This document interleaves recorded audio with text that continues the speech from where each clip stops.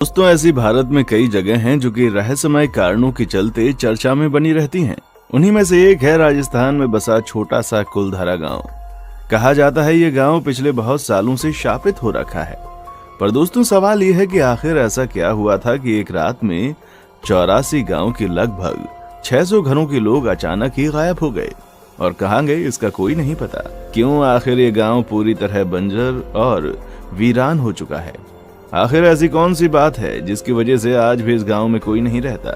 और आज इसी कड़ी में हम कुलधरा गांव के रहस्य को थोड़ा सा जानने की कोशिश करेंगे। दोस्तों, अगर आप कभी वहां जाएंगे तो जर्जर हालातों में पड़े खंडहर आज भी उस घटना की गवाही देते हुए नजर आएंगे जिसने अचानक से इस सुंदर से गांव को एक वीराने में तब्दील कर दिया। ये कुलधरा गांव आज जिस हालात में है वैसा पहले कभी नहीं था। दोस्तों, आज से लगभग 200 साल पहले ये कुलधरा गांव खाली और वीरान पड़ा हुआ था। एक समय में यह बहुत ही सुंदर और सारी सुख सुविधाओं से लैस हुआ करता था। आपको बता दें कि भारत में जो सबसे डरावनी जगह है उन जगहों में कुलधरा गांव भी शामिल है। रहने वाले आसपास के लोगों का कहना है कि यहाँ पर भूत रहता है, क्योंकि रात में कभी वहां औरतों की चूड़ियों की खनकने की आवाज आती है तो कभी किसी बच्चे के रोने की। दोस्तों, आप जानकर हैरान रह जाएंगे कि वहां घूमने गए कुछ टूरिस्ट ने बताया कि जब वो अपनी कार से घूमने गए और वापस लौटे तो उनके कार के शीशे पर बच्चों के पंजों के निशान मिले। खैर, क्या सच है और क्या झूठ इसका तो पता नहीं, पर राजस्थान की सरकार की हरकत ने इन सब को सच में बदल दिया है। राजस्थान सरकार ने उस गांव के चारों तरफ 2 किलोमीटर की दूरी पर एक बाउंड्री बनाने के साथ बड़ा गेट भी बनवा दिया। इतना ही नहीं दोस्तों, वहां दिन में तो कोई भी घूमने जा सकता है, पर शाम ढलने के बाद कोई नहीं जा सकता।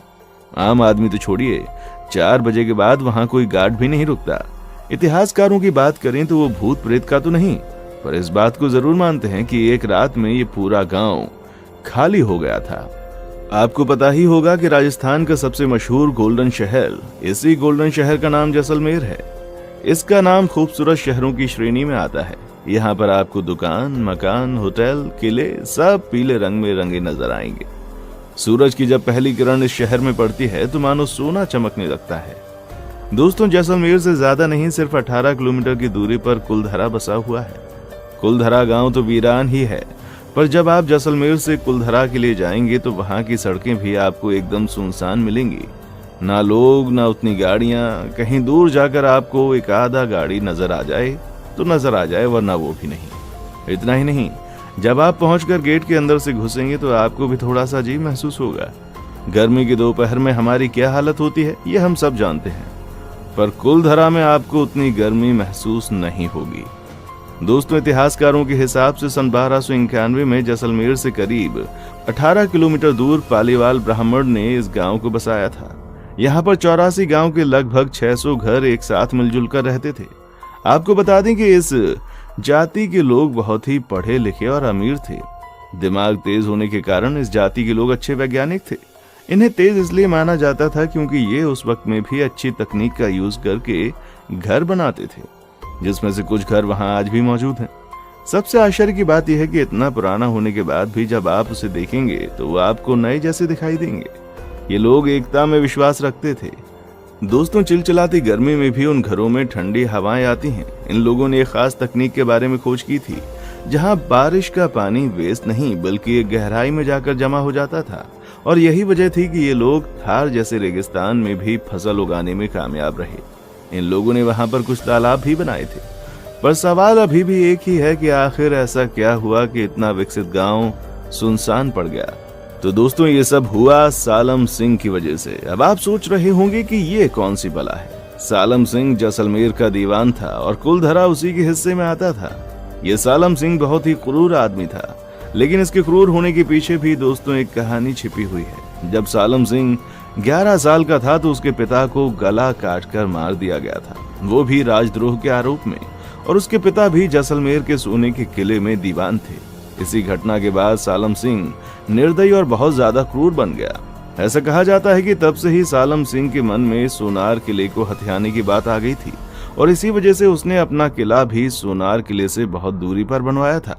और उसके किले की ऊंचाई सोनार किले से भी ऊंची थी। अब जाहिर सी बात है दोस्तों को राजा ये बात कैसे बर्दाश्त कर ले कि उसके दीवान का महल उसके महल से ऊंचा हो।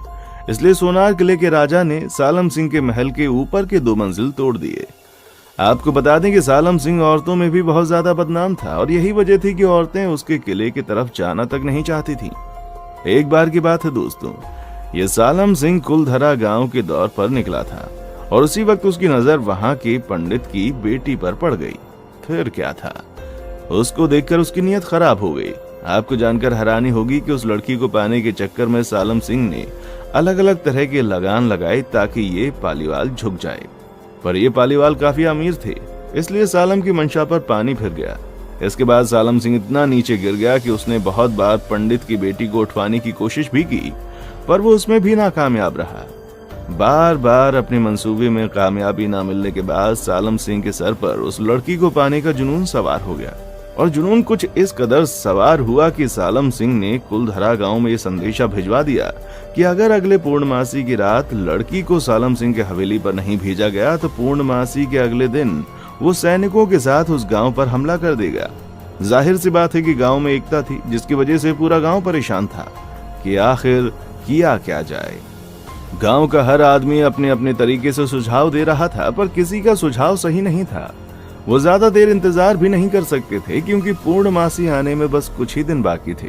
जब लोगों से हल नहीं निकला तो पंचायत बैठी और उसी दिन एक मंदिर में गांव के सभी लोग एकत्रित हुए, जिसके बाद बातचीत शुरू हुई। कुछ लोगों ने बोला कि हम उन लोगों से लड़ेंगे, पर उनकी संख्या कम थी, जिसकी वजह से प्लान काम नहीं किया। तो कुछ लोगों ने राय दी कि पंडित उस गांव को छोड़कर चला जाए, पर बाकी के लोग इस बात पर जानते थे कि अगर ऐसा किया तो सालम सिंह गांव के लोगों पर अपना गुस्सा निकालेगा। इसलिए सबके मन से एक फैसला लिया गया कि वो चुपचाप गांव को खाली कर देंगे। शायद इसे ही कहा जाता है एकता में बल, जो आज के जमाने में कहां देखने को मिलता है। यहाँ तो एक पड़ोसी ही दूसरे पड़ोसी की मदद नहीं करता और यहाँ 600 घरों के लोग सिर्फ एक लड़की की इज्जत बचाने के लिए एक साथ आ गए। कुलधरा के गांव के लोगों का कहना था कि वो अपनी इज्जत का सौदा कभी नहीं करेंगे। इन लोगों को ये बात पता थी कि अगर ये 1 आध दिन के बाद जाएंगे तो कहीं ना कहीं से बात बाहर आ जाएगी, इसलिए इन लोगों ने फैसला किया कि ये लोग उसी रात जाएंगे। इन सब के बाद सबको ये भी बोला गया कि अपने साथ सिर्फ कीमती और जरूरी सामान ही लेकर चलें। उसके बाद क्या दोस्तों, सबने अपने सामान उठाए और चल दिए और बाकी चीजों को जस का तस छोड़ दिया। जैसे कि किसी ने अपने कपड़े सूखने डाले हैं तो वैसे ही पड़े हैं, झूठे बर्तन जहां हैं उसे वैसे ही छोड़ दिया और कतार में उसी रात चल निकले। और जब जाते जाते वहां के लोगों ने इस गांव को एक श्राप भी दे दिया कि ये गांव अब कभी नहीं बसेगा और जो भी यहाँ बसने की कोशिश करेगा वो कभी खुश नहीं रह पाएगा। अब 3 दिन बीतने के बाद पूर्णमासी का दिन बीत गया और उससे में सालम सिंह कुलधरा गांव की तरफ बढ़ता है और वहां पहुंचते ही सालम सिंह के होश उड़ गए, क्योंकि उस गांव में सन्नाटे के अलावा कुछ नहीं था। वो पूरे गांव की तलाशी लेता है पर उसे एक शख्स नहीं मिलता। इसके बाद सालम सिंह बहुत सी खुदाई करवाता है क्योंकि वो जानता था कि पालीवाल बहुत अमीर होते हैं। अब उसे वहां कुछ मिला या नहीं इसका कोई जिक्र नहीं है। इतना ही नहीं, सालम सिंह के सैनिकों ने इस गांव में बसने की बहुत कोशिश की, पर उनके साथ वहां कभी कुछ भी सही नहीं हुआ। कहा जाता है कि अगर आप एक रात वहां रुक गए तो दूसरी सुबह आपकी होगी ही नहीं।